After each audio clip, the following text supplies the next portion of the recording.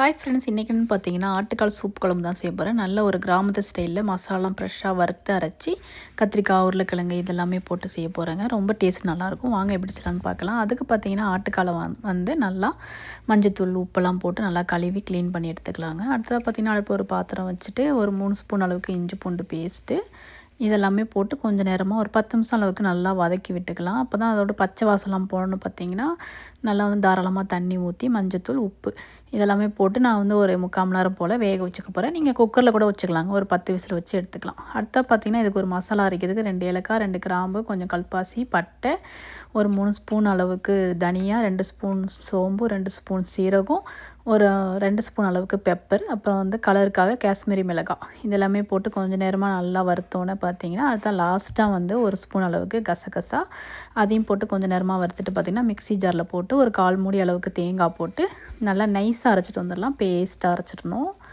அதான் பார்த்திங்கன்னா இப்போ ஒரு 1 ஹவர் போலேயே வேக வச்சுட்டேங்க ஆட்டுக்காலை. நல்லா சூப்பராக வெந்துருச்சு. இந்த நேரத்தில் 2 தக்காளி, கொஞ்சம் சின்ன வெங்காயம் இதெல்லாமே கட் பண்ணி போட்டிருக்கேன். இதுவும் கொஞ்சம் நேரமாக நல்லா வேக வச்சு எடுத்துக்க போகிறேன். சின்ன வெங்காயம் போட்டால் இந்த குழம்புக்கு ரொம்ப டேஸ்ட் நல்லாயிருக்குங்க. செம்ம டேஸ்ட்டாக இருக்கும். அடுத்தா பார்த்திங்கன்னா இப்போ கொஞ்சம் நேரம் நல்லா வேகிறதுக்காக நான் தண்ணி ஊற்றிருக்கேன். நல்லா தாராளமாக தண்ணி ஊற்றிருக்கேங்க. இப்போ கொஞ்சம் நேரமாக நல்லா வெங்காயம், தக்காளிலாம் செம்மையாக வெந்து வந்துடுச்சு. நல்லா குழைவாயிடுச்சு அந்த தக்காளிலாம். அடுத்ததாக வந்து காரத்துக்கு ஏற்ற மாதிரி மிளகாத்தூள், மஞ்சத்தூள், நம்ம அரைச்சி வச்சுருந்தோம்ல பேஸ்ட்டு அதையும் போட்டுட்டு நல்லா மிக்ஸ் பண்ணி கொடுத்துக்கலாம். இந்த குழம்பு பார்த்திங்களா கொஞ்சம் தண்ணியாக வைக்கணும். ரொம்ப கிரேவி கெட்டியாக வச்சிட்டிங்கன்னா டேஸ்ட் அவ்வளோவா நல்லா இருக்காது. கொஞ்சம் தண்ணியாக வச்சிட்டிங்கன்னா நல்லாயிருக்கும். அடுத்தா ஒரு கையளவுக்கு புளி தண்ணியும் ஊற்றிக்கிறேங்க.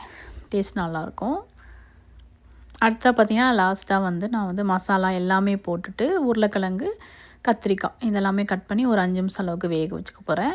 அடுத்தா இதுக்கு ஒரு தாளிப்பும் ரெடி பண்ணிக்கலாம். அடுப்பில் ஒரு சின்ன பேனை வச்சுட்டு கொஞ்சமாக நல்லெண்ணெய், அப்புறம் தாளிக்கிறதுக்கு சோம்பு, பட்டை, கல்பாசி எல்லாத்தையும் போட்டு நல்லா வந்து செவந்தோன்னு பார்த்திங்கன்னா கருவேப்பிலை போட்டு நல்லா மிக்ஸ் பண்ணி நம்ம குழம்புல போட்டுற வேண்டியதாங்க. இப்போ பார்த்திங்கன்னா சூப்பராக வந்து சூப்பு குழம்பு ரெடி ஆகிட்டே இருக்குது.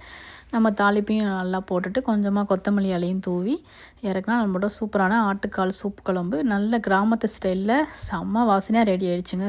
அப்போ வீடியோ கம்மன்னு இருக்குது. கண்டிப்பாக நீங்கள் ட்ரை பண்ணுங்கள் ஒரு தடவையாச்சும். ரொம்ப சூப்பராக இருக்கும். இந்த மாதிரி தண்ணியாக வச்சுக்கணும் இந்த குழம்ப.